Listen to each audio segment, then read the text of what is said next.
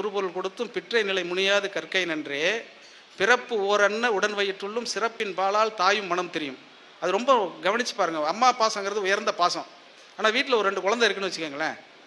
ரெண்டு குழந்தை வந்து அம்மா என்னை பிடிக்குமா, என் தங்கச்சியை பிடிக்குமா, என்ன பிடிக்குமா, தம்பியை பிடிக்குமா நீ கேட்டாக்கா அந்த அம்மா என்ன சொல்லும்? உடனே கூசாமல் ஒரு பொய் சொல்லும். என்ன சொல்லுன்னா, எனக்கு 2 குழந்தைங்களும் 2 கண்ணுங்க அப்படின்னு ஒரு பொய் சொல்லும்.